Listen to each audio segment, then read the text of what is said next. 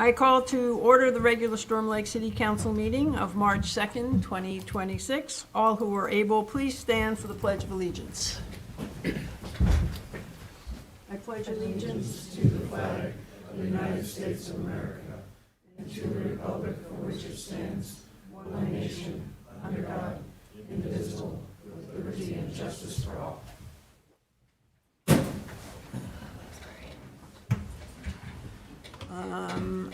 Councilperson Ramos is not able to be with us tonight, and Councilperson Rickliffs is online. Councilperson Rickliffs, can you hear us? I can. Can you hear me? Yes, we can. Thank you. Thank you for joining us. Council, are there any changes to the agenda? Okay. Hearing none, then I will entertain a motion to approve the agenda as is. So moved. Moved by Councilperson Martinez. Is there a second? Second. Second by Councilperson Reiner. All in favor signify by saying aye. Aye. All opposed, same sign. The agenda is set. Are there any disclosures by members of the council to any items on the agenda? Okay, Councilperson Reiner.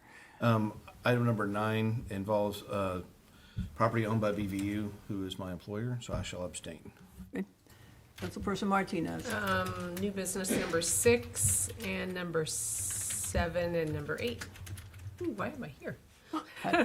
I will abstain. That is also, has to do with my employer. Okay, great, thank you. So noted. At the time of the vote, you can just abstain. Do we have anyone here who would like to address the council on a non-agenda item? If so, please come to the podium. Don't all rush. Okay. Is there anyone online who would like to speak to a non-agenda item?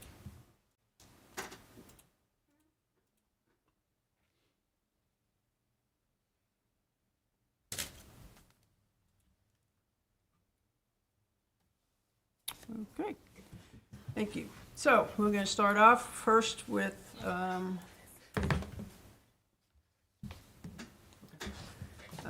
proclamation. So this is the first time I get to read a proclamation as mayor, and it's one that I'm very proud to read. Whereas social workers positively impact the lives of millions of Americans daily in hospitals, schools, child welfare agencies, community centers, and within the federal, state, and local governments nationwide. Whereas for more than a century, social workers have worked to improve human well-being, advocate for justice, and support everyone's basic needs. Inasmuch as social workers select this profession out of a deep commitment to help uplift, defend, and transform the lives of people, their families, and communities. Whereas the 2026 theme, Social Workers, Uplift, Defend, Transform, shines a light on the resolute spirit of social workers who transform lives while bringing hope, healing, and justice to the communities they serve, especially in times of profound change and challenges. Because social workers follow a code of ethics that calls on them to stand for equity in every community, uphold human dignity, and fight for injustice. Whereas social workers are on the front lines defending vulnerable populations, including immigrants, LGBTQ+ individuals, and those facing discrimination or poverty, while uplifting vital social safety net programs and ensuring the rights of everyone. Considering social workers assist those navigating trauma, grief, and systemic biases, and help people recover from natural disasters, public health crises, and other issues while transforming their lives in encouraging ways. Inasmuch as social workers confront oppression and racism, advocate for human rights, and advancing fair policies for all persons by obliterating barriers that prevent individuals and families from thriving. Whereas social workers care for those who have mental health issues, are recovering from substance use disorders, and support the well-being of children. Because the profession continues to grow with more than 810,000 social workers in the United States, who transform lives by shaping a more just and compassionate society through leadership, education, advocacy, and direct practice.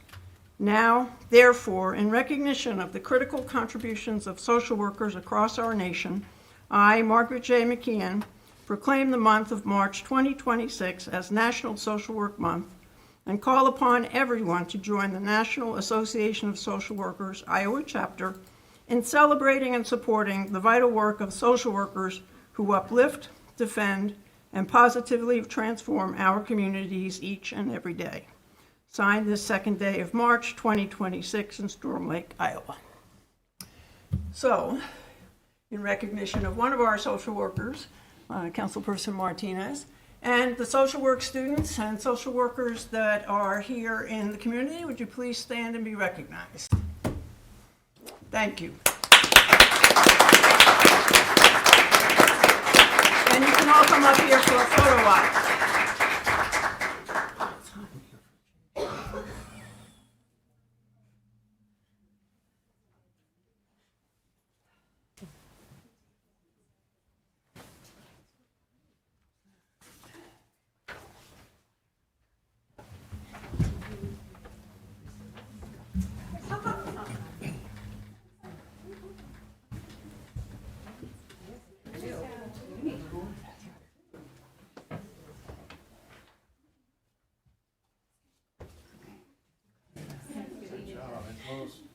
Smiles.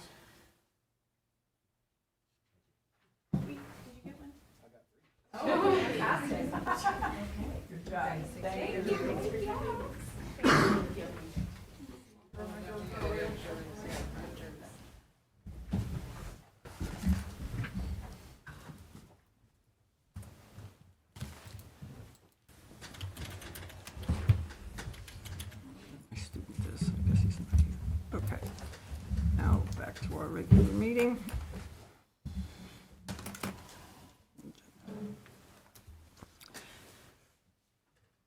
Council, are there any questions or comments on the consent agenda?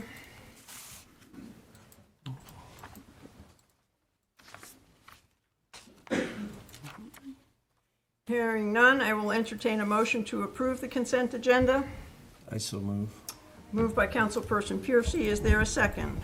Second. Second by Councilperson Martinez. There is a resolution included in the agenda, so it should be a roll call vote. Councilperson Piercy. Aye. Councilperson Martinez. Aye. Councilperson Rickliffs. Aye. Councilperson Reiner. Aye. Oops. Thank you.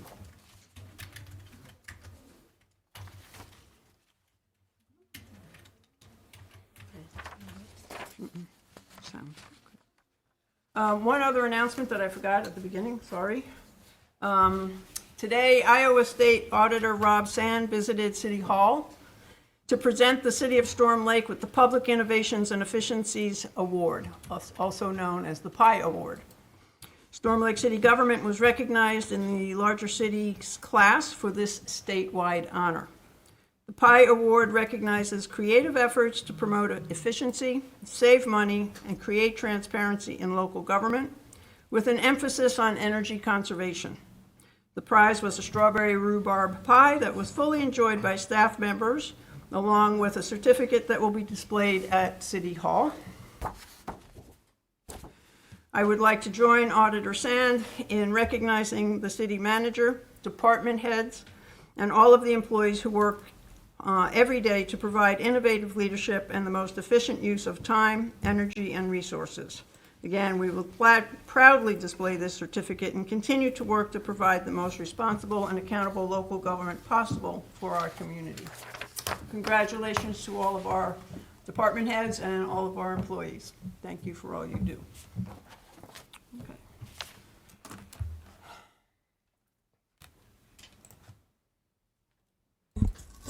First item on the agenda is Chief Cole.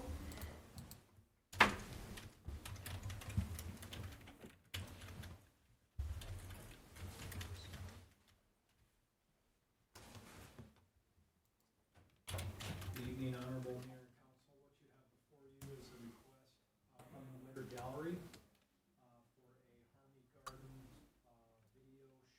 interactive art festival at the Wittter Gallery and the public space in front of the public library.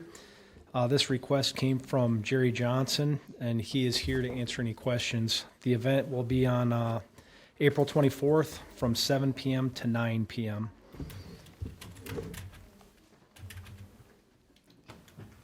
Council, do you have any questions or comments regarding this event? I have one question. Councilperson Piercy? You just put in 10 parking spaces. Are you gonna need more like more of a street closure or something for this?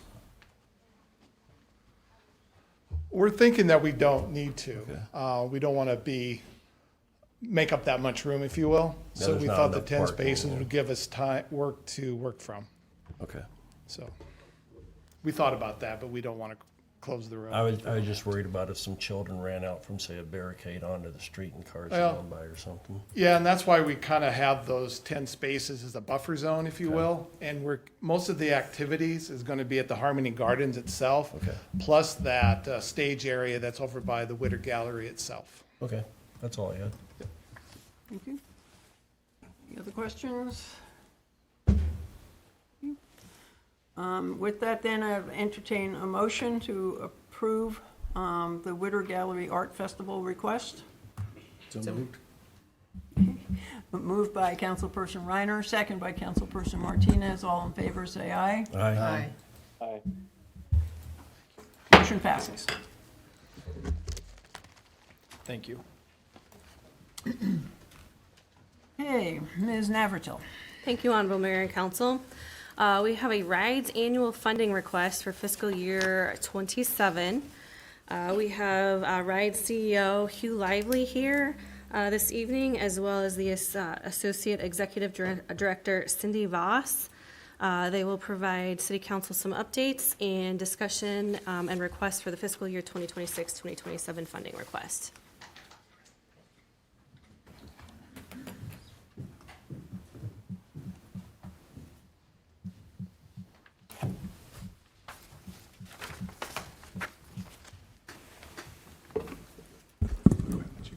Get started. Good evening. Thank you for the opportunity for us to be here. As your introduction said, I'm Cindy Voss. I'm the Associate Exec for RIDES. Been with us for 15 years, doesn't seem possible. And I'm just going to take you through a quick PowerPoint, and then Hugh will kind of finish up from there. So once again, thank you for the opportunity to be here and share with you a little bit. And hopefully I can make this work. There we go. So RIDES is a full-service transportation company. We serve 9 counties in northwest Iowa, BV being one of them. We provide demand response service to the general public, including individuals with disabilities. And I think that's a pretty big, best-kept secret. I think if I stood on the corner downtown and asked people what they thought RIDES did, most of them would say we serve the elderly and those with disabilities. And while that's very true, we are open to the public, and we're just different than the way people see general public transit in, say, downtown Des Moines or Sioux City or Ames, where everybody uses the bus because it's easier. Here, if your car broke down, you would think to call your neighbor or a coworker or your partner would take you to work, as opposed to thinking about using public transportation. So here's some numbers specific to you. We did total of 815 rides year to date. Elderly of that, 264. Disabled, 1. Our total vehicle miles have been just short of 3,000, 2,851. Revenue miles being 2,071 of that, equating to about 388 revenue hours. So those are hours that the buses are in motion with a passenger on them. Any questions about that, or anything you want to add to that, Hugh? So I do have a question. Councilperson Martinez. So if you're elderly and disabled, are you listed as elderly or disabled? It probably depends on what their funding source is. If their funding source is Elder Bridge, they're going to go underneath elderly.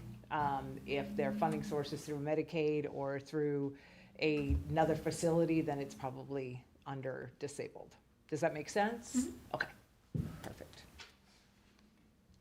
So to highlight what those trips are, about 90% of those are medical appointment trips that we provide within the city limits of Storm Lake.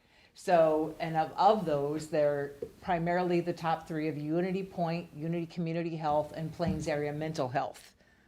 So those are individuals that we're taking to medical appointments that would have a much less chance of getting there if they didn't have public transit to be able to take them. All of our vehicles are paratransit, so we're able to take anyone in a mobility device, whether that's a scooter, a walker, a power chair, or although the ADA no longer defines a standard chair of any sort, what you would think of when you think of a standard chair. The remaining trips are personal life essential trips, Walmart, restaurants, groceries, hair appointments, to connect with a friend, something along those lines. Any questions about the trips and the numbers? Of course. Councilperson Piercy. So if somebody calls at 8 o'clock in the morning and has to go to the doctor at, say, 9 o'clock, what's the chances they're gonna get there at 9 o'clock? Pretty good. We may not be able to pick them up right at 10 to 9 to get them there, but we can probably pick them up either a little earlier if we need to. So hopefully, pretty good. Now, after their appointment, then they have to call in again. Yeah. How long do they sit there normally? It depends on how busy we are after that. Sometimes a will call can be a very quick turnaround and we can head right there. If we're already on a trip, it may have to be a couple trips in before we get to them. Now, are these just trips inside the city limits? Yes. Storm Lake? That's what our funding provides, is service within the city limits, and then we do some service to Alta for dialysis. Okay? Do you consider trips to Lakeside city limits here of Storm Lake, or? Yes. We do. I think so, yes. I need a dispatcher to tell me that for sure, I'll be honest with you. So that 815 I saw in the previous thing, is that from January 1st till now? Yes. No, that's the fiscal The year. fiscal year? Oh, fiscal year, sorry. Okay. So So, that would have ended June 30 of this last year, so we have a full year of Okay. sales for you. I always forget we're fiscal year and not. to me I'm this going to follow up since you brought up the issue about time and waiting. What are the hours and days of operation for rides? In Storm Lake, I think it's 8 to 4. Again, I should have a dispatcher here to answer those specific questions for you. I don't dip my hand in that as much as I used to, but I can pull that up or I can send it to you. I'm pretty sure that's what it is. Yeah, Monday through Friday. Yeah, Monday through Friday. And there are some days that we'll quit earlier than that if we don't have any trips scheduled, just for the cost savings. My apologies, I can't give you that confirmation. So our problem that we're facing and what we're seeing is that we're operating, unfortunately, in a deficit budget. And kind of how we got there, I call kind of a perfect storm. When the mental health care reform went into place, and it was established, public transits across the state lost a significant amount of their trips. And that would be what we used to do for the Work Activity Force Center here in Storm Lake with Genesis. We used to do a tremendous amount of transportation to and from there to their group homes, to their work activities, whatever the case may have been. And we lost that when they transferred that funds within the mental health care transformation. And then right on the heels of that, we had COVID, and we endured the COVID pandemic, and we were down to where literally in the beginning of that, we were maybe doing 5 to 6 trips a day, and sometimes not even that. We maintained what we considered vital medical trips and dialysis throughout that period. So there were days that, we just didn't have, and then we kind of slowly built back up. With each of the communities, kind of part-time, and then as the demand grew and people got more and more comfortable going out, we continued to add service. And then in September this year, the Medicaid brokers chose to go down to one broker, and when they did that, they took away what used to be a right of request. In other words, if you called and wanted your mother to go to Sioux Falls to a doctor, and you wanted to schedule rides to be her transportation, you could do that. That has been taken away. So there is no longer the ability to request a trip under any, not just us, but any transit. It's assigned via a portal, and it's strictly done by the cheapest per mile provider. And that's been really difficult. And for me, it's heartbreaking because the individuals that we used to take assume that it will be us. And they'll call in tears saying, you know, where's my rides bus? You know, why didn't you come and get me? We're definitely aren't the most efficient at what we're doing right now. We do hope to see that improve. An example of that is we have a community that we serve west of you, and they called. We were picking them from their home, taking them to the hospital within that same community, and they were sending a driver from Fort Dodge to make that trip. That just doesn't make sense to me, but the system obviously has some things to be improved upon. So, and then on top of all that, of this perfect storm, is that we have an increasing cost of nearly every aspect of public transit via insurance, parts, tires, gas, oil, and the ability to hire well has all is coming at a higher expense for us. Anything I can answer for that, anybody? Or further questions? Yes. Councilperson Piercy? When you talk about those trips, you're talking about what they call MTMs, Medical Transportation Yes. Management, right? Yes. Okay. Yep, I am, thank you. I have additional questions. So from what you're saying, so far it looks like you were very dependent on reimbursement from the mental health sector and from Medicaid, and that is, of course, being cut. But you also said that people would be surprised that those aren't the only populations that you serve. So do you have a plan on how you'll get the word out to everyone in Storm Lake that anyone in Storm Lake can use rides to increase your ridership? I wish I had a magic wand to do that. We have tried a lot of different aspects. We've done advertising. The drivers actually have gone around and put flyers up different places. You know, unfortunately, like I said, we somehow battle being a best kept secret. And part of it is most people just don't think about using public transit unless they have a need for it. You know, mental health need, or they need it for physical therapy transportation because they have a disability that they didn't have before, or something changes in their lifestyle for that. But if you have any thoughts, I would welcome them. Be happy to have any suggestions on what we can do to help serve the community better and get the information out to people. I have an additional question, if you don't mind, since you mentioned your drivers. So as you know, we have quite a diversity of languages in Storm Lake. Can you talk to us a little bit about your bilingual program? Are your drivers bilingual? Are your dispatchers bilingual? How do you serve our very diverse array of languages in Storm Lake? We've had in the past, I don't currently have a driver in Storm Lake that's bilingual. We have the ability to put an individual who calls that's bilingual through a translator. We have been trying to rehire someone with that ability. We have not found anyone yet, again, to dispatch. So do the drivers use any kind of interpreter services while they're out on the road? Not specifically, no. They're pretty good at communicating at their own level, which is amazing to me. But a lot of our riders are repeat customers, and so they'll get you good at being able to communicate together. I envy that of them. Anything further with that? Great questions, thank you.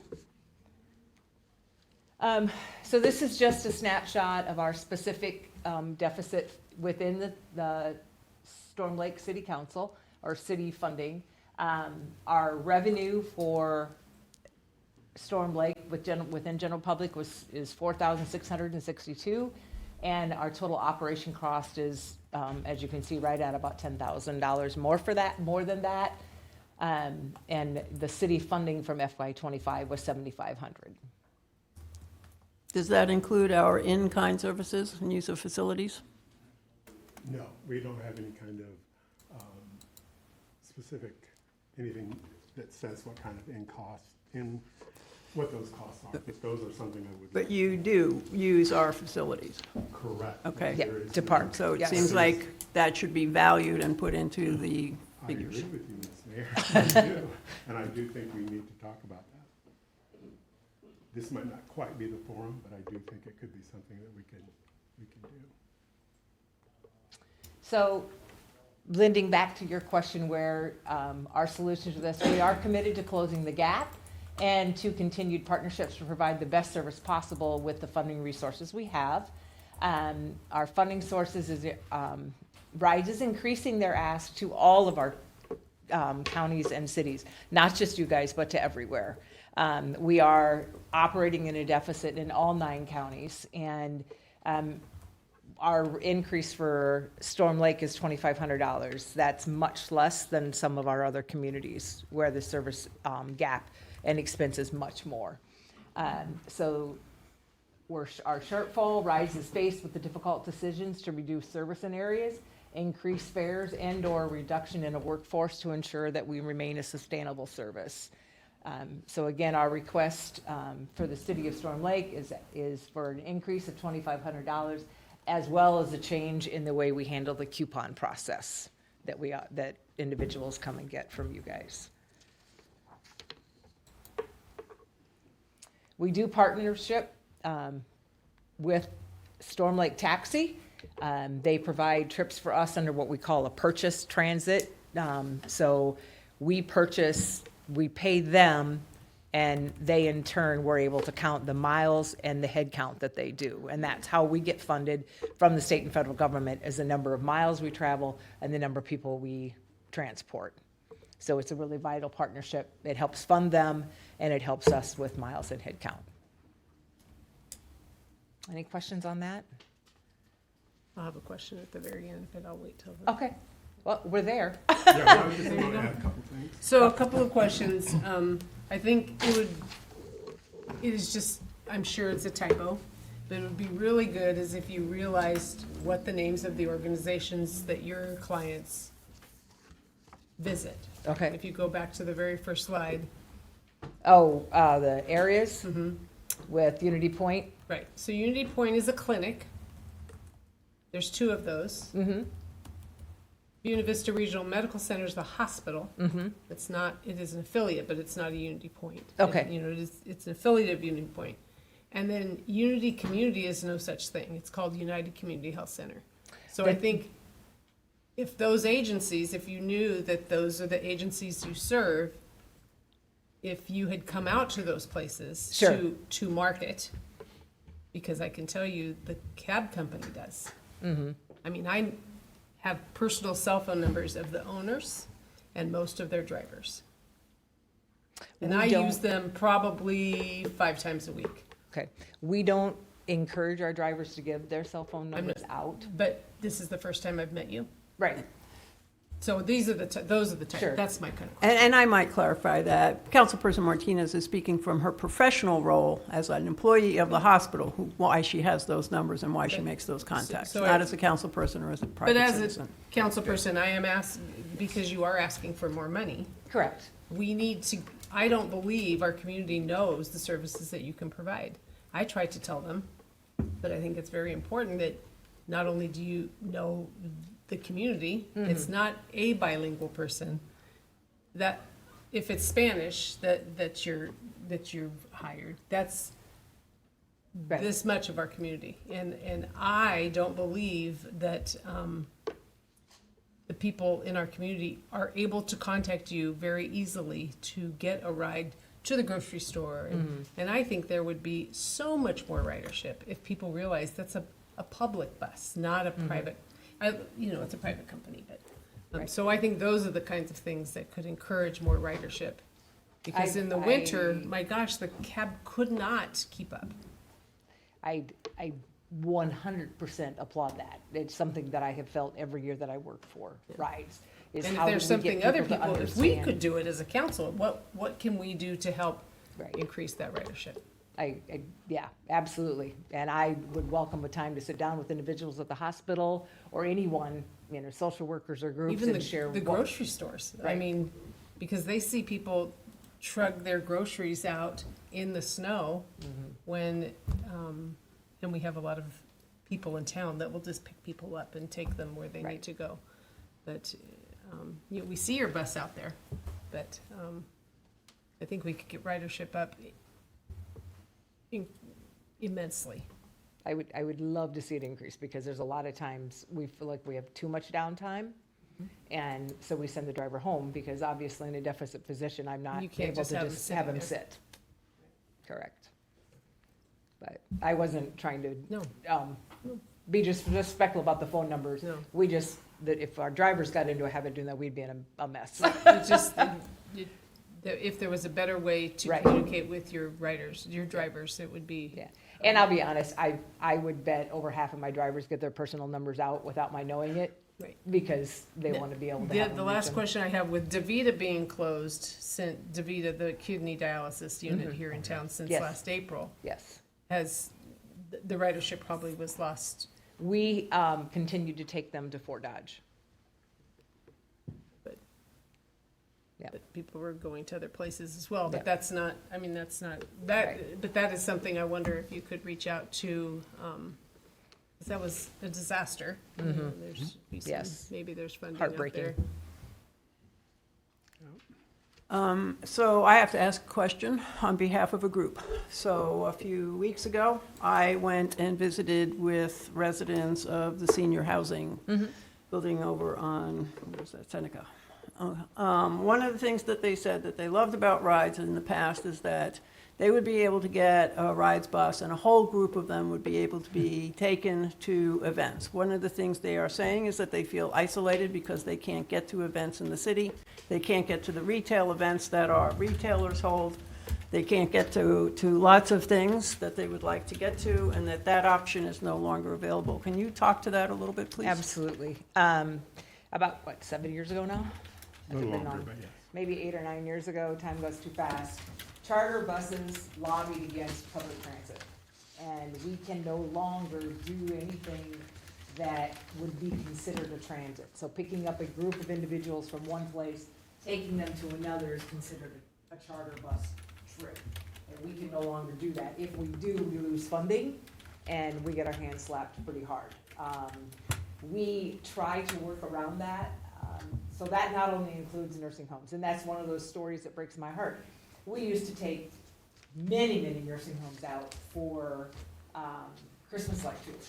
Can't do it anymore because it's a charter bus experience. And, you know, I'm pretty confident that there's no charter bus near us that would do that for less than $500 to $1,000. But they won't allow us to do them anymore because it's considered a charter. So we used to do wedding parties, pick up people and take them from one place for a wedding to another. We can no longer do that as well. So that's the reason that has stopped. We have tried, we've gotten creative with some things. Sometimes we can take a group if it's all city officials. Sometimes we can take a group if they're all disabled. Sometimes we can take a group if we can guarantee that they're all over 60 or all poverty. I mean, we have to really, unfortunately, that's not our call. That's a piece that has been, a card we've been dealt that we have to play with. Okay, Councilperson Piercy, you had another Yes. question? So your service area isn't the whole county, it's just Storm Lake, basically? And Correct. Lakeside, which is a separate community. So do you approach Buena Vista County about supporting rides? Yes, and they do. Okay. Yeah, we were just, all the counties support except for one, and it's not around here, but yes. So all the counties are also asked for an increase, and they all do support for the exception of one. I just saw your Sioux County about back in February when you were at the meeting, you said you had a $165,000 deficit in that county alone. What's the deficit for BV County? Just about 10. Yeah. Okay. It's a lot better because it's not as many trips. Yeah, we have a lot of trips in Sioux County, more towns in Sioux County. Yeah, the income is about 48.5 and the deficit's like 58.5. So financially, you're looking at, could you do what, 6, 7 counties? We do 9. 9? So financially, you're looking at doing a lot of restructuring then, I'm assuming, in the next year? Correct. A lot of painful decisions. Right. Yeah. So- And, you know, we come to you knowing that not everybody can increase their funding, we know that, but we also want to be transparent. I really appreciate, I took information from dispatch today, and I probably asked her the question in the wrong way to get that information. But what we want to be is transparent. So at the end of all this, if you see that rides has to go down to 3 days a week in Storm Lake, you understand why, that those decisions had to be made. Or, we drop our hours from 8 to 2 or 9 to 2 and try to stay 5 days a week. They're decisions that we're gonna have to make, trying to close that gap and still be the best service we can be within each community. Question? Councilperson Martinez. So, several months ago, when we saw some issues happening with Cross County, which is a problem if you're in the wrong county to try to get to Storm Lake, sometimes is a problem to get to services here. I reached out to our legislators, and they said it is kind of a complicated cross-county situation. And I'm wondering if they're aware of this nonsensical charter situation. Matter of fact, we had Ms. Jones at our office back in early December, and she asked what was one of the biggest, and that was one of the biggest, I said. That was prohibiting us from growth and prohibiting us from, because we still get a lot of requests for group transportation in all of our 9 counties. So it's, Seems like it just seems nonsensical. it does. is. I It agree. is. I mean, But it's a they're staying federal- within it's the a community. They're federal not- issue. That's It's where not a party bus, it's right. just trying to Right, go I mean, the downtown. first time I was aware of it, well, aside from when the residents that I met with spoke to me about it, was not this past Christmas, but the Christmas before. You did have a rides bus sitting right at the parade, for the Christmas parade, and it was full of people from that building. Yep. So they're And we saying, did why it- can't we do that anymore? So that's why I'm asking the question. Yeah. And let me add one more thing, which is not common knowledge, but it is to our board. At one time, we did some trips that we weren't supposed to, that were considered charter trips, that we didn't know were charter trips. Well, guess what? We had to pay that money back. So that's why we're being hypersensitive.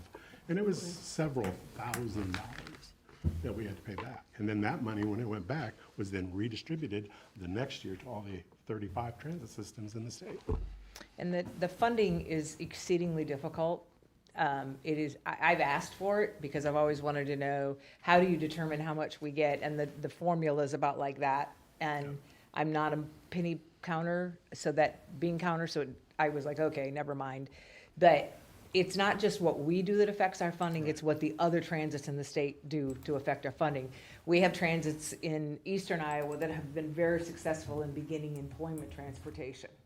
So they're taking large numbers to work at Menards or someplace else and back, so their numbers in mileage and head count is going up. So they'll receive a bigger piece of the pie, while ours, even if we go down, or even if we stay the same, will be reduced because we're not as big of that piece of pie. So it is complicated. It is a, So without taking up too much more of your time, specifically, we wanted to ask for an increase of $2,500 from $7,500 to $10,000, and also talk about the tickets that is sold in the city. So the tickets, to me, aren't necessarily a huge issue, and I'm so glad, Mayor, that you did bring up, and I think a conversation with Carrie, to maybe put a dollar amount on what we're doing, with the renting of the building over there. I do think we could work something out there, because that's what we don't have is the dollar amount, but I do think we can possibly come up with that. Yeah, and I raise that issue because I think it's important for people who are listening to this council meeting as we make budget decisions to understand that we do give things other than Correct. the cash Yes. money in the budget. Yes. I think our residents have a right to know that. And I totally agree, but I do think that's something we can work on. But anyway, that was the gist of our visit today. So I do appreciate all the questions that you had, and I know we did a really good job in trying to answer them. But if you have any questions or anything that comes up after we leave, please let Carrie know. She knows how to get in touch with us. But certainly would like to sit down with you, Carrie, and see what we can do to shore up the contract and maybe get that, the in-kind taken care of too, put a dollar amount on it. Council, any other questions? Thank you. Okay, thank All you. right. Thank you for your time. I know it was a little longer than usual. So thank you.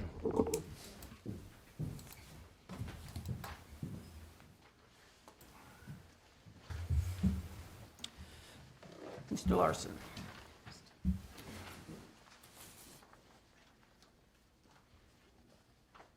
I'm sorry. Good evening, Honorable Mayor and Council. We're in the process of planning for Kids Fest again, which will take place on Sunday, June 14th. Always an exciting day here, and lots of kids in the park for that. So we've come to ask if you would like to close the Chautauqua Park Drive through the park, as we have in the last couple of years. Would close from Lakeshore Drive on the west side to Hudson on the east side. So we would keep that middle road open so folks in the condos would not lose their access in and out of there. And that's, again, it's just strictly a safety decision. And if you would like to do that, a resolution would take care of that tonight.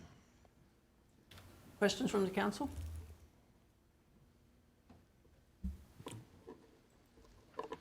Okay, hearing none then, I would entertain a motion to approve resolution number 52-R-2025-2026 for the Kids Fest Street closure.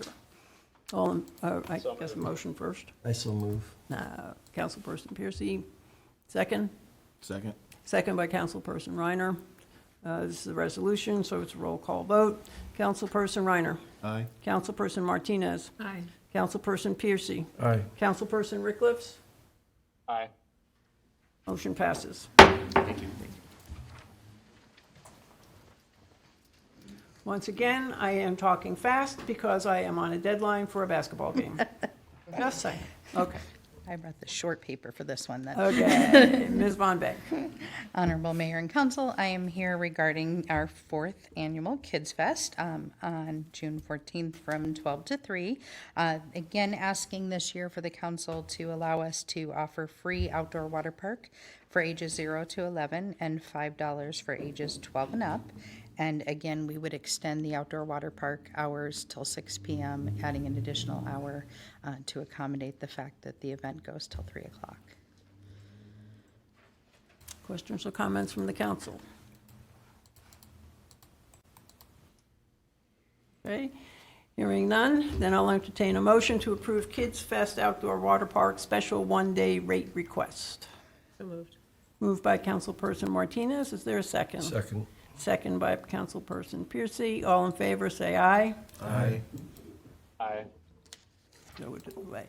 Motion passes. Thank you.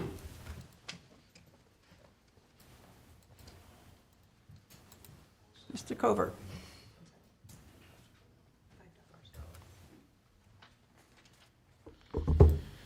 Hi, good evening. We're Tower 2. We're looking at change order two for Tower 5. So essentially, this is, when we put this all together, you can do as much engineering, as much thinking, and as much water modeling as you can possibly think of to do, but when the reality hits, you've got Tower 4 clear across town, you've got one over here, you got 2 on that side of town, and you added 5. So you're trying to see how they're gonna cooperate with each other.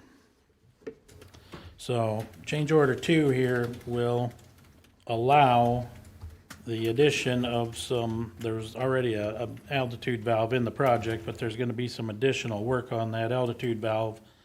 So it'll have a piston and be able to be operated remotely to take Tower 5 off and on line to cooperate with the rest of the towers. And right now, if we leave that one open, it kind of just pulls out of that one. I can't really fill that one. So there will be some other adjustments coming to Tower 1 and 2 down the line. But right now, it's a change order for Tower 5 for the valve work on the altitude valve. And then this will also remove the decommissioning and disconnection of Tower 1 from the project.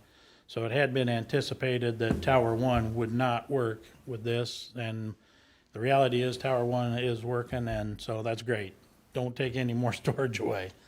So I would ask that you entertain a motion to and approve change order 2 to update the valve, do a little extra with it, and remove the decommissioning of Tower 1. Questions from the council?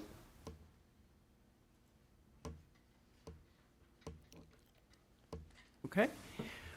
hearing none then, I'll entertain a motion to approve resolution number 53-R-2025-2026, Storm Lake Water Tower number 5, change order number 2. So moved.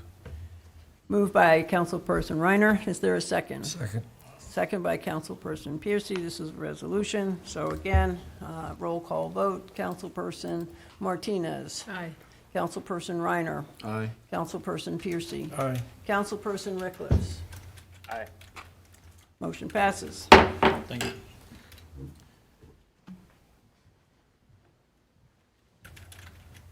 Mr. Olson.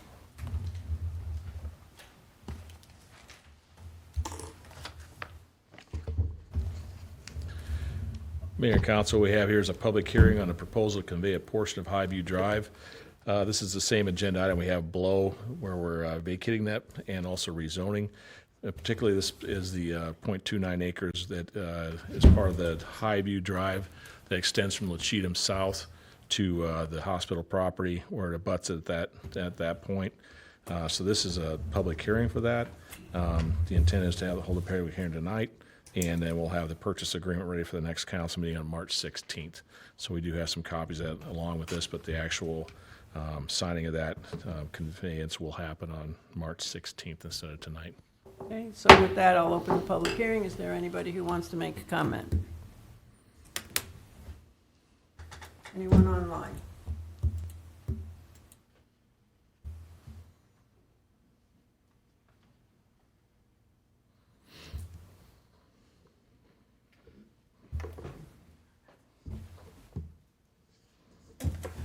Hearing none, then I will close the public meeting for tonight. Thank you, Mr. Olson. Thank you.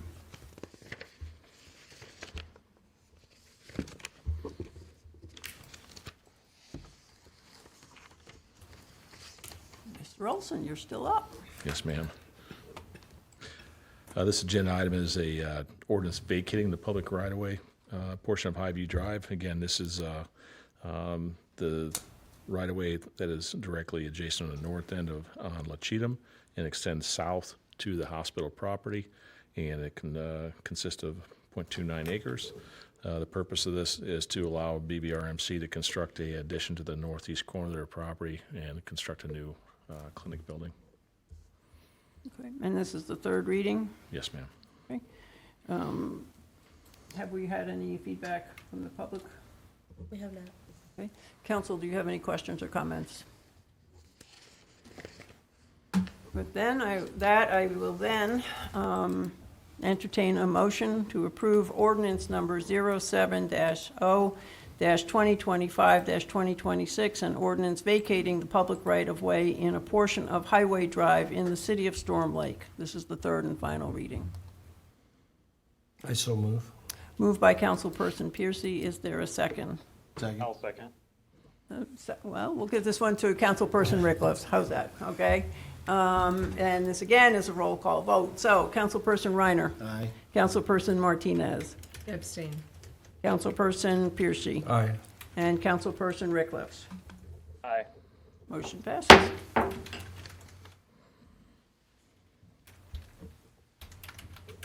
Mr. Olson.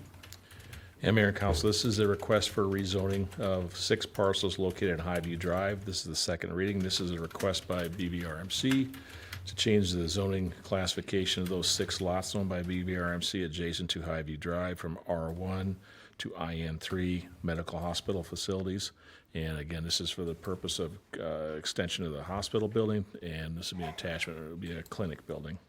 The P&Z reviewed this on their February 9th meeting, and they recommended approval. Council, any questions or comments? Okay, hearing none, and then I would entertain a motion to approve ordinance number 080-2025-2026 on a proposed rezoning of 6 parcels located on Highview Drive, and this is the second reading. So moved. Moved by Councilperson Reiner. Is there a second? Second. Second by Councilperson Piercy. Roll call vote. Councilperson Rickliff. Aye. Councilperson Piercy. Aye. Councilperson Martinez. Abstain. Councilperson Reiner. Aye. Ordinance passes. And Mayor and Council, the next agenda item is for a request by BVU, Buena Vista University, for a parcel they own on the west side of Oneida Street and is directly south of the property owned by the school district. Purposes is rezoned from IN1, Public Services Zoning District, to the R4 High Density Residential Zoning District. The purpose of this is to allow a sale of this parcel by BVU to the Storm Lake Community School District for the purpose of building a single-family dwelling by the building trades class in the high school. And then again, this is the second reading, and again, this was also reviewed at the February 9th meeting of the Planning and Zoning Commission. They recommended approval. Council, questions or comments? Hearing none, I would entertain a motion to approve ordinance number 090-2025-2026, amending the zoning classification of certain real estate on Oneida Street. And again, this is the second reading. So moved. Moved by Councilperson Martinez. Is there a second? Second. Second by Councilperson Piercy. This is a roll call vote. Councilperson Reiner. Abstain. Councilperson Martinez. Aye. Councilperson Piercy. Aye. Councilperson Rickliffs. Aye. Ordinance passes. Thank you. Thank you.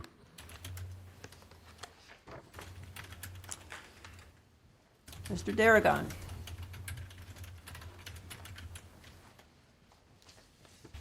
Honorable Mayor and Council, this is resolution number 54R 2025-2026. It approves a grant agreement with IEDA for the Well 23 Development Project. As you recall, we had applied for a grant for $500,000 CDBG money to do this project for Well 23. This is more of a housekeeping item just to enter into the grant agreement with IEDA. Questions or comments from the council?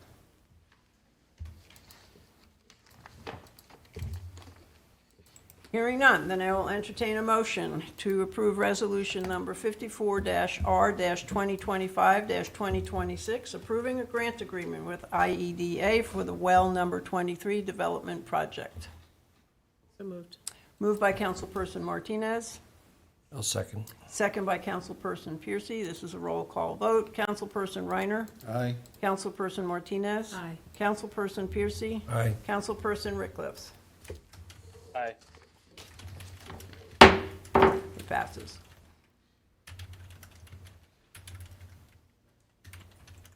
Mr. Darragon. Honorable Mayor and Council, this resolution is number 55R 2025-2026. This approves a grant administration agreement with Simmering Corey for the Storm Lake Well Number 23 Development Project. This is just a housekeeping item to enter into the agreement for grant administration for this grant-funded project with IEDA. Questions from the council? Hearing none, I would entertain a motion to approve resolution number 55-R-2025-2026, approving a grant administration agreement with Simmering Corey for the Storm Lake Well Number 23 Development Project. I so move. Moved by Councilperson Piercy. Is there a second? Second. Second by Councilperson Martinez. Again, this is a roll call vote. Councilperson Reiner. Aye. Councilperson Martinez. Aye. Councilperson Piercy. Aye. Councilperson Rickliffs. Aye. Thank you. Mr. Gibbons. Thank you, Honorable Mayor and City Council. This is a motion to approve a service agreement with Piper Sandler and Company for the water treatment plant project. The water treatment plant project is intended to be funded out of a combination of cash on hand, grants, federal WIFIA funding, and state SRF funding. The financial advisor being used by the city is Tim Oswald from Piper Sandler and Company.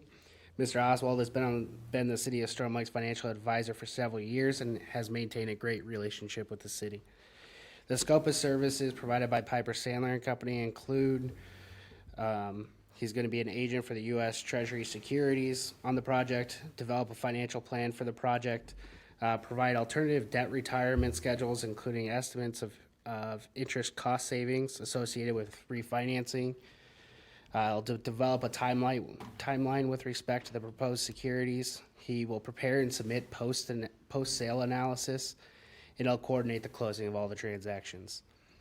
The fees are $100,000, of which 50% are due at the end of calendar year 2027, and the remaining 50% are due at the end of calendar year 2028. There will be a 1% issuance fee on the gross proceeds and a $1,500 fee per scenario proposed by the financial advisor that is different than the existing plan. Recommendation is to approve the service agreement with Piper Sandler and Company for the water treatment plant project. Questions from the council? Okay. Hearing none, I would entertain a motion to approve a service agreement with Piper Sandler and Company for the water treatment plant project. I so move. Moved by Councilperson Piercy. Is there a second? Second. Second by Councilperson Reiner.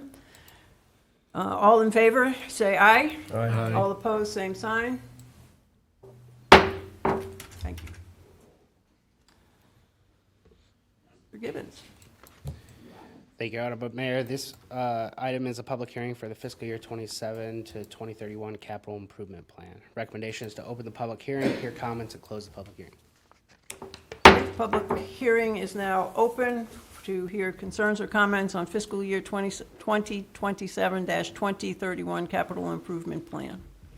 The capital improvement plan workshops were held January 5th, January 19th, and February 2nd. The final CIP incorporates any changes, additions, and modifications during those workshops. City staff concentrates on operations and projects to accomplish the council's intended initiatives. Project allocation to accomplish those targeted efforts change in tandem with the council's goals and on an annual appropriation basis. It's critical to keep in mind the financing sources and their intended purposes. Special revenue funds can only be utilized for certain activities, including debt retirement, public improvement, streets, economic development, and recreation.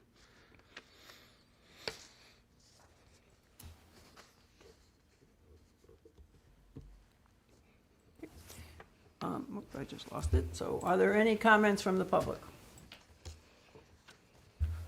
Have we received any comments? We have not. Are there any online? No. Star 6? No. Okay. Then I will close the public hearing. Wait a minute, I have to get my agenda back.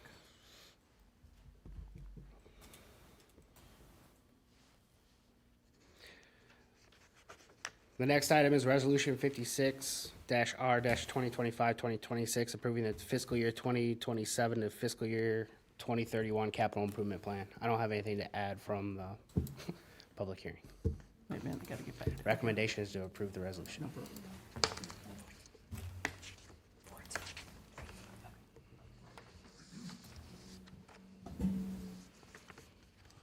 Okay, questions or comments from the council?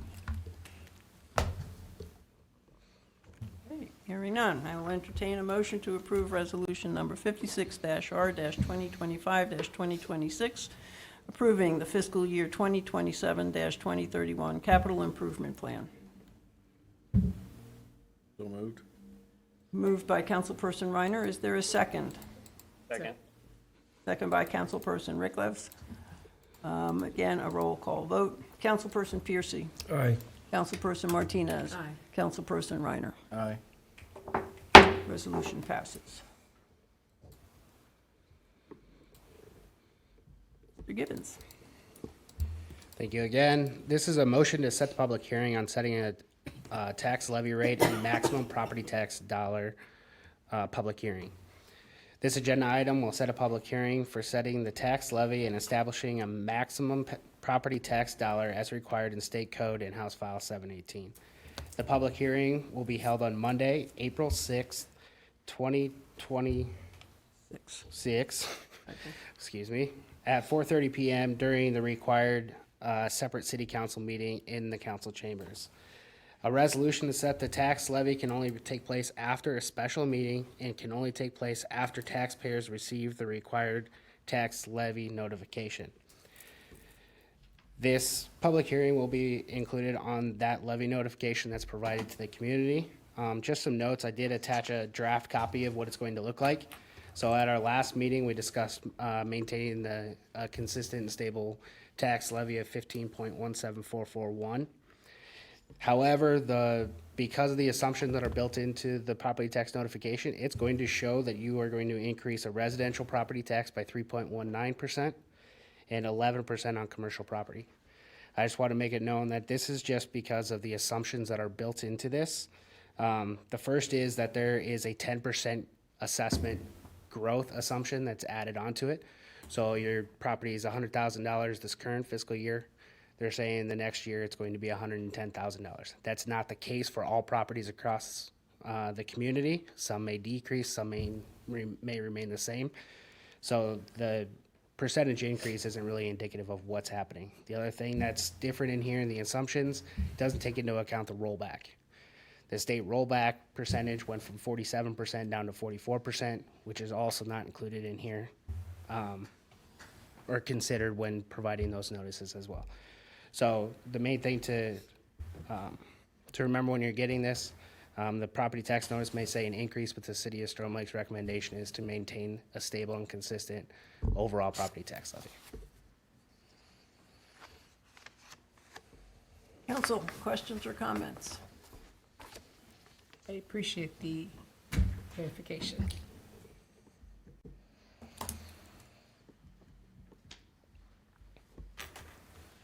Okay. So then I would entertain a motion setting public hearing on setting tax levy rate and maximum property tax dollars.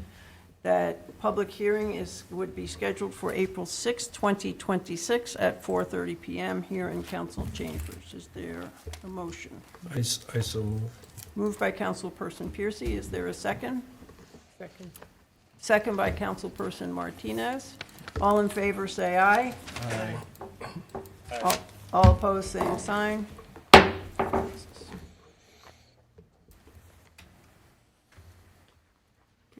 so before we go to the work session, council, are there any items that you would like brought forward in future meetings?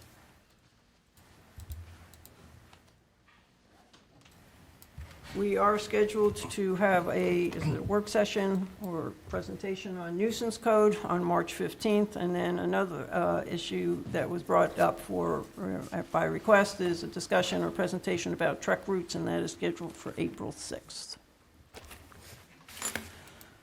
Okay, with that, then, we will go down to the tables for our budget work session.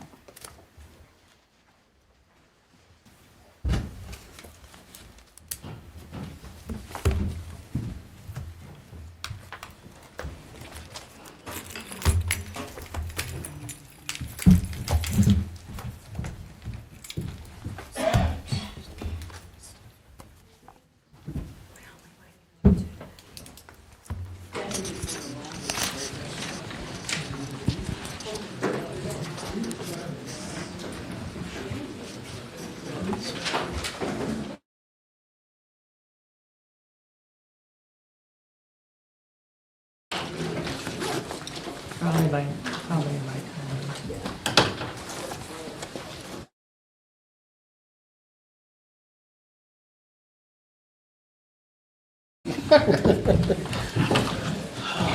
Thank you, sir.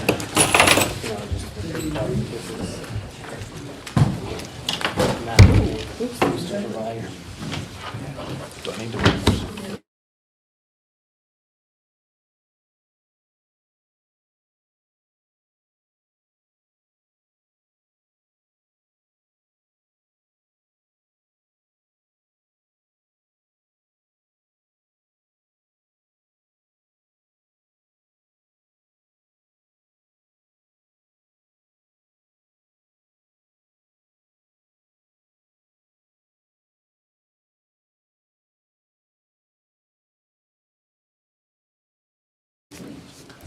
All right, thank you, Honorable Mayor and Council.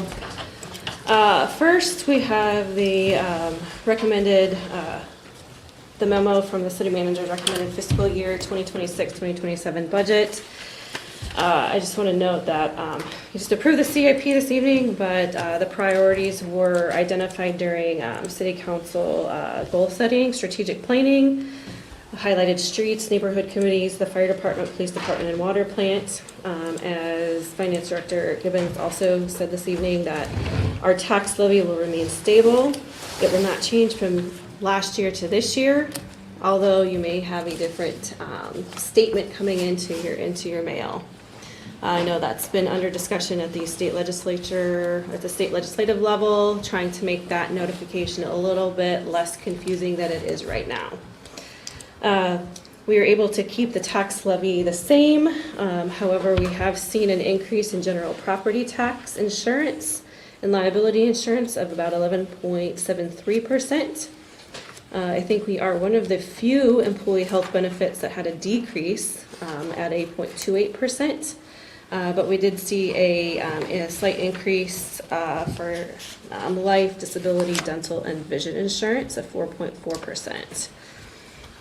The recommended budget includes a 3% cost of living adjustment for all employees, excluding those covered by collective bargaining. We also have a pay plan, and we review it annually to ensure that we maintain a competitive compensation structure. But we also want to make sure that compensation structure is financially sustainable in the future. And so we did do quite a few adjustments last year. Those adjustments had a total fund reduction in the general fund of $380,294. I say that because we're walking into this budget sitting really well. We're not cutting positions, we're not drastically cutting other types of operational adjustments. We did that last year. We were strategic on what we did last year. Council, as I said before, made some really tough decisions last year that put us into a really good financial position that we are in this year. So with that, I am going to kick this off to our operations and maintenance budget. We are going to start with the fire department. And we have Chief Sinner here. Thank you. Honorable Mayor and Council, as you know, here at the fire department, we have 3 full-time employees and 24 paid-on-call firefighters. We have a fleet of about 7 emergency vehicles, and we cover approximately 93 square miles within Grant, Hayes, Washington Township, the city of Storm Lake, the city of Lakeside, and Truesdale. The surrounding areas have entered into a fire service agreement with the city of Storm Lake for emergency services. We also provide fire inspections. In 2025, we did 410 fire inspections with a 100% corrective action rate. Obviously, the goal of the Fire Prevention Bureau is to build a relationship of understanding, knowledge sharing, and increase safety with business owners. And we try to maintain as good of a relationship with those businesses and those property owners as much as possible. Some factors affecting this budget year. In 2025, we responded to 440 calls for service with 28 reported fires, which involved property or dollar loss. As you know, all fires are investigated for origin and cause, with fires involving possible criminal action turned over to local law enforcement. We also conduct training for our members. This last year, we trained for close to 1,800 hours across multiple disciplines. Some topics that we covered were not only fire suppression, cardiopulmonary resuscitation, driver operator skills, fire investigator, fire officer development, and we also hosted and participated in numerous state funding training opportunities through Iowa's FSTB and in conjunction with our mutual aid partners. We also do a lot of community service and community outreach. We participated in National Night Out, Kids Fest, the Star Spangled Spectacular, October's Fire Prevention Month, Chills and Thrills, and the Miracle on Lake Avenue. We're really excited about these events as they highlight our continued involvement and proactive participation within the community we serve. And then this last year, we were able to add 4 new firefighters through recruitment, but unfortunately, we lost 3 from retirement. Each new firefighter we onboard costs an average of about $8,000 to $9,000, with some of that reimbursement coming back from the state of Iowa via SAFER grant money for personal protective gear and initial skills training. For revenues, of course, the operations for the Storm Lake Fire Department budget are covered by the city's general fund, with other revenue coming from the surrounding service area government bodies. You can see there's a breakdown of the current fee resolution with some different fee breakdown from the liquor license to the different sizes of the fireworks displays that we charge, as well as the safety trailer use fee. There is a difference between, obviously, the use within Buena Vista County and then non-Buena Vista County uses or requests for use. For fiscal year 26 through 27, the budget adjustments, we're going to be saving roughly $11,000. Switching off of the first due subscription that we had utilized at SLFD and going over to the state-provided image trend service. It's just a better fit for us. We were literally the only agency in this whole entire corner of the state that was using first due, and every other fire department across the state of Iowa uses image trend because it's reimbursed by the states. It was a kind of an easy one to justify the use. They also have a part-time employee employed by the state that offers kind of back-end services for image trend, in that if we have an issue or we need a different form built, we can then reach out to that person free of charge and they can assist us in creating that form and then implementing its use throughout the department. Some requests are going to be fire hose and fitting replacements. Of course, as a fire department, we do go through hose use. It gets dragged through certain things. They get dirty, they get worn out. We also tend to go through them when it's time for our annual hose testing because of the pressures associated with that. And then we also have a request for another portable vent fan to the tune of $6,000. As you can see, there's the breakdown for the budget overview at the bottom. And if you have any further questions, I'd be more than happy to answer them for you. Council, questions?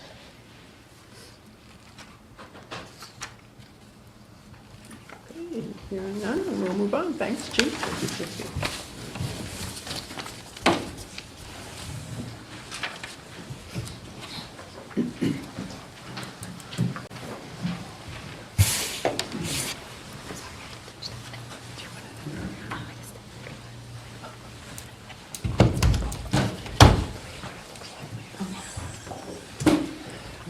Mayor and Council, I again bring Andy Meyer from S&L Hospitality with me today. Although I think it was a lot more fun when I brought the frog that one year, but. Well, he could have done the frog with me, okay. Okay, so the Oasis project was funded with an $8 million Vision Iowa grant and voter-approved bonds. The projects included a hotel, indoor water park, outdoor water park, lighthouse, and great lawn, family playground, redesigned golf course, and cottages.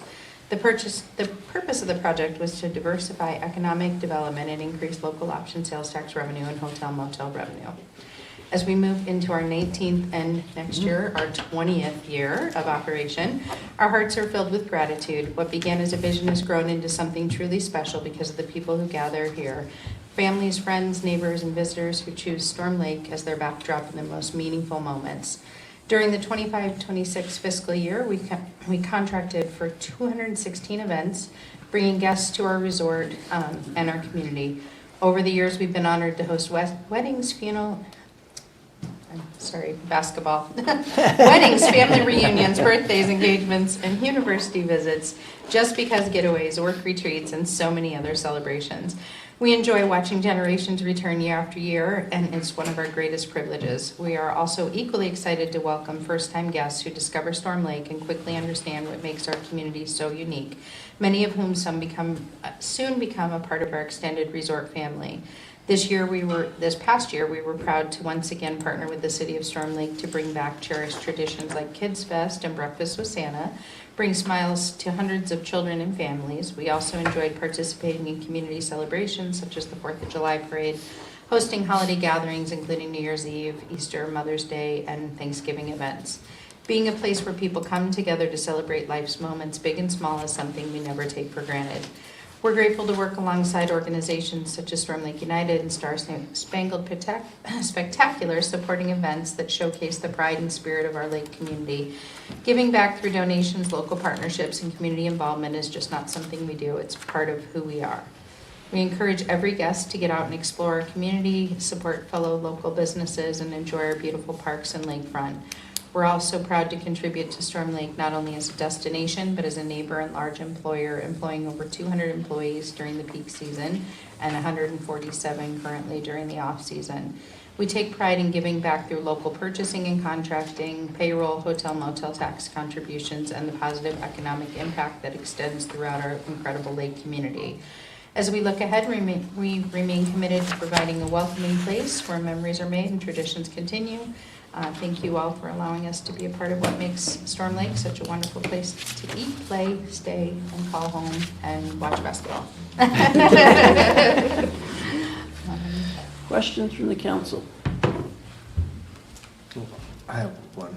Yes. I'm not seeing like a total expected revenue versus expense. So if I'm mathing correctly, you do project to operate at a profit for next year?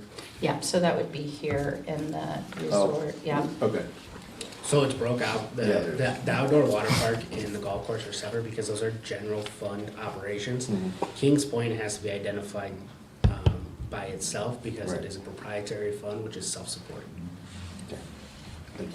Is this about your average occupancy for per year, or is it down a little, or up a little, or? I would say, I mean, Andy, you can Yeah, kinda answer that let me a little look, bit, I've kind of but- pulled up a bunch of different things. I feel like we're up a little bit from the previous years.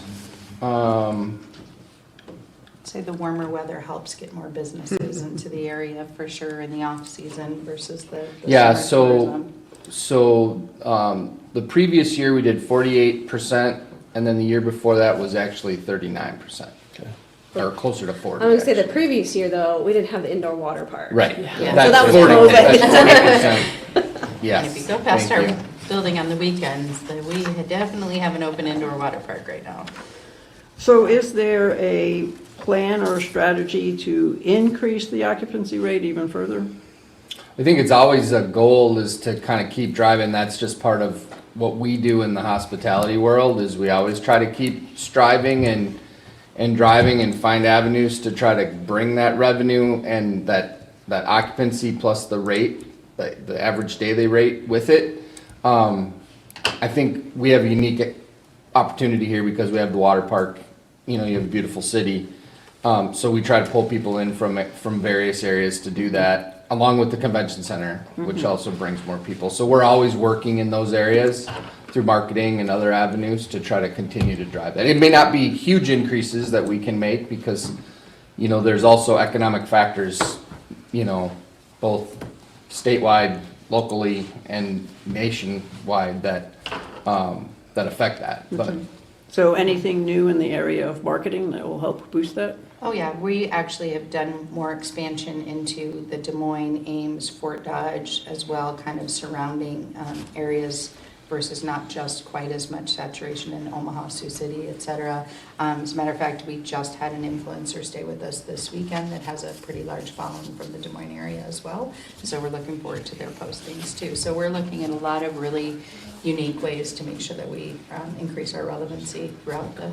we as a management company have seen a lot of very strong success in the influencer marketing. One of our properties in eastern Wisconsin has not only increased our revenues and occupancy at the hotel, but the influx to the community was huge. We partnered with their chamber with many different, we did like 20 different influencers from smaller micro influencers to we didn't get up into the big ones, but probably 20,000 followers was kind of where we maxed them. This year at that property, we're gonna go into like the 60 and 70,000 followers for those influencers, which is a bigger level. But it brought so much more traffic into their website that it was crazy after we had some of the folks post things. And Laura at Storm Lake United put together a beautiful basket with gift cards from all kinds of places. So we really encourage them to go out and explore the entire community. So hopefully we'll see some good feedback from that. We also think that while it's winter time and there's not a lot to do, we've got an indoor water park. So we're gonna try to drive some winter revenue, not just give up on it, right? Try to bring people here on the weekends and use some of that influencers pieces to kind of drive the weekend off seasons as well. Do you see many people when the Elbert City Thresherman's is going on? I know they're increasing that to 4 days this year. They're making it a bigger show. I didn't know if you're getting a lot of people I coming here. haven't seen a lot of reservations yet for that, but they did reach out to us about advertising in some of their. Because I know they're going to stuff. 4 days this year, so. Yeah, they said it was gonna be big. 5% is still 5% increase. Mhm. I mean, from 40, Yes. Yeah. Especially when nationally the market you know, the hotel industry this year is being projected to take about a 1% decrease. So, you know, again, I think it's a testament to what you all have built here.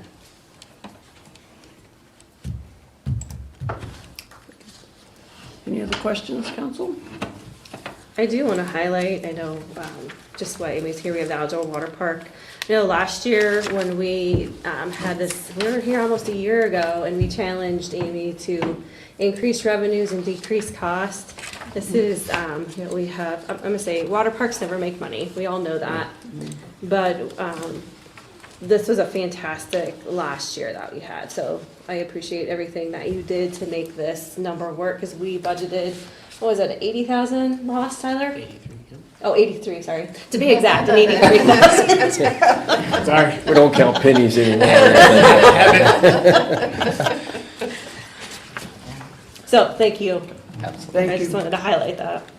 And we're especially proud that it was also still a safe and fun season too, so good stuff. Outside agency. Yep, we'll do outside agency. Okay, we'll do outside agency funding, and then because I made a promise to the council as well as to our staff and our community, we will adjourn at 6:30 and resume our work session tomorrow. And that is with the expectation is that we all watch or go and attend the BVU varsity game tonight. So we'll go over the outside agency funding. And then at the next council meeting, we might be able to talk at our more normal rate again. Mr. Gibbons. So this year, we received 5 requests, which have been outlined on the sheet there. Some things to note, that they do understand that they are entering into a 2080 agreement should the council decide to award anything. They should provide a mid-year update to the city council on the status of the projects in which they are awarded. And they must account for the public dollars separately. So just based off of the responses, the average response was 100% funding for Imagine the Possibilities. The Bridge of Storm Lake was $1,900. Wittter Gallery was $3,500. Upper Des Moines was $12,600. And SLU was $8,800. So we're just looking for how to proceed from council on those, as well as after the request for outside agencies was received, there was a request from the Lake Preservation Association to contribute some additional in-kind support for some rearmoring of the shore, very similar to what was done at Frank Starr, but in front of, it was right in front of where Dino's is, or down in that area. The pictures in the application is attached for council's reference, but we just figured we'd put that in there around the same time as this outside agency to determine how the council would like to proceed on that as well. So just looking for direction from council on funding of outside agency. And on the LPA request, we can certainly request that we have members from the Lake Preservation Association to come in front of council as well. I think that needs to happen. I agree. Okay. Because I think this is the second year they've tried to get money for that project, correct? Okay. So we can ask them to come forward. What did you say to Imagine the Possibilities was 100%? The 3,072, so pretty close. See, I do have a problem with some of that because my only reason is that we have Season Centers, which just, I think, we purchased a building here in town. They're a nonprofit to behavioral health. And I see this, Imagine This Possibilities, I've looked them up. For Jefferson, they own 3 properties, but here they want property for nothing, when we have office spaces available in our city that they could be renting. Because to me, they bill the federal government for their work. So, yeah, they may not get 100% return on that, but they're actually kind of using this as an office space every week. And so I do have a problem with that. So let me clarify, because I know the programs that are run. It is not an office space. It is actually recreation activities and for their members to come out and be able to use the park and the lake and get outside of their, where their Okay, regular okay. I thought office they is. were So it's using it as rec- office space. No, no, Okay. no. So they come out, they will picnic, they will do outdoor activities. Maybe if it's a rainy day and they're scheduled to be there, they will do some crafts. And my understanding, and you can correct me if I'm wrong, city staff, is that they also take really good care of the facility when they are in there. So it's not office space. Okay. I'd also say that Season Center is different. It is a treatment facility, and they would not be using outdoor facilities as such. Okay. And the request is to use it, I believe, once a week, and they're willing to work with us if we have somebody who wants to actually rent it. They'll actually change their date. They're asking for the use and the waive fee when it's not previously rented. Right. And we do waive the fee for nonprofits for use of that shelter. I just always have a problem with nonprofits and the fact that the city's basically the biggest nonprofit in this room. So it's kind of, I don't like taking the taxpayers' money and I determine where that money's gonna be donated to, basically. I believe that, you know, when you have a nonprofit, you should be out there earning the money. You can call people and stuff. I just don't agree with a lot of that, so. The Wittter Gallery, I understand. The painting, I believe, is a maintenance issue. The window treatments, if it's gonna cut down heat gain in the summertime, yeah, as long as they can be opened in the winter, which they can. I think they're putting shades is what they want. But painting, the city owns the building. It should be, if it hasn't been painted in years, it's something that needs to be done. But I just don't. I just want to clarify, on the inside of the building though, on the inside of their walls, that is actually Wittter Gallery. That's why the request came, is because Wittter Gallery has to take care of the inside of They have to take care of the walls and stuff. Yeah, on the inside. So anything that's outside in the common space, then it's our responsibility as a city, because we do own the shell, I guess, would be the same in the common spaces, but the actual inside of this Wittter Gallery, once you step into that threshold, then it's, Wittter Gallery is responsible. So that's why the request came. So, Mr. Gibbons, you listed the total requests here, and you went pretty quickly through what I the council did. I figured we can go one by one. Okay, That way so- we can determine the allocation. So we're starting with Imagine the Possibilities. It's an in-kind contribution, is a request. Okay. I don't have. I don't And have an council, issue. did council support that in-kind request in? Yes, there was majority support of that. Okay. So, council, how do you feel about approving the Imagine the Possibilities in-kind request, or waived fees, I should say? Councilperson Martinez? I'm okay with it. Councilperson? I'm okay with it. Okay, Councilperson Piercy with further explanation? Yeah, I'm undecided on that. Okay. You can always come back to it. Is Councilperson Rickless still here? Yep, I'm good with it. You're good with it, okay. All right. Okay, the bridge, summer neighborhood outreach, requested $4,500. And the average response was to award $1,900. I was not in support of it at all. I'm not either. So there must have been a lot more people voting a lot of money there. Any comments from Councilperson Rickless or Councilperson Reiner on that? I was one that supported it, so.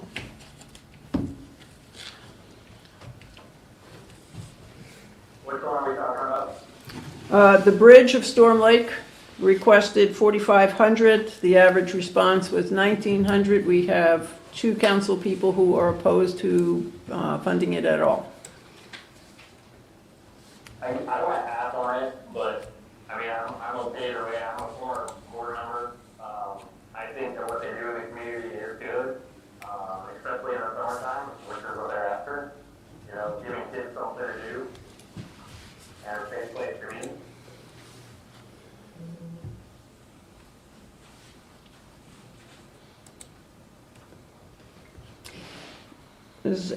For the council, for those who are either in favor of or opposed, do you want to speak to your reasoning? And we've heard from Councilperson Rickless. Well, my reasoning was pretty much in line with Councilperson Rickliff's, that in the summertime, Storm Lake, we don't have a lot of affordable places for kids to go. This is a place where kids can go and do something constructive. That's the biggest reason why I was in support of it. My turn. My concern is the expectation of religiosity. Did we get a number from Councilperson Ramos We did. She was in full support of it. for the full amount? Yes. I just don't like the city being a crutch for some of this either. I mean, they're listed out as ministry on there, but that's not a problem. I don't care if it's religious or not. I just think that some of these groups need to push harder. We have Tyson Foods here. We have some big companies. There is grants out there. There's a place you can go in the state and look up the grants that you can check in your area. I just think they don't. It's easier to go to the city and get taxpayer money because people are willing to give up taxpayer money easier than they are their own money. And I don't see why, if people want it, they're not putting forth their own checks. I mean, anybody can write a check to it. It doesn't have to be the city council or the county or anybody like that. The agreements that are entered into are a grant agreement. This is the city of Storm Lake's opportunity to provide that grant opportunity to local organizations for community events and community support. But you're calling it a grant to them. Yeah, yeah. Yeah, see, I don't. It's an outside agency grant application, yes. It's just more support and keep events and activities throughout the community. It's an opportunity. And without having their application in front of me, did they say how much they do fundraise already? Because I know they do a lot of their own fundraising. Are they successful at that? They do a lot of fundraising, yeah. I mean, I know that they work with some of the parties that you already talked about, Don. I know that they have memberships, sponsorships that do monthly things as well. So, I mean, they do a lot. They're trying to bring up their money. And the banquet every year, they get donations from local businesses to auction off, like beef or spa days and things like that. So they do a lot of fundraising. Yeah, I know they But do. last year they raised about, according to their financial statements, $94,000 of fundraising and event income. Okay. I just think when you start a nonprofit like that and you're gonna do that, and you're gonna do fundraising to raise it, you just need to go out there and hit the streets and raise the money. You need to ask people, and I mean, there's churches around, I'm sure they're contributing and stuff, but I think if I wanted to give money, I write my own check. I don't need to have the city be the one that determines where my money goes. Okay, so looking at the time, I'm already 2 minutes late. So Wood Wine and Blues event support requested $15,000. What was the response from the council? 8,800 was the average.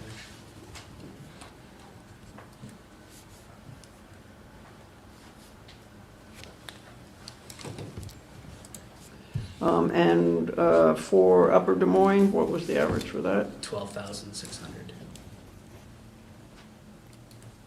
Council, are you ready to make a decision on either of those two? For myself, I did not support Storm Lake United, unfortunately. I see what Star Spangled Spectacular does every year with little support from the city, although there's an enormous amount of support, but in kind and not at the rate of $15,000. That's done by volunteers that do it every year. And the Star Spangled Spectacular brings a lot of people to town.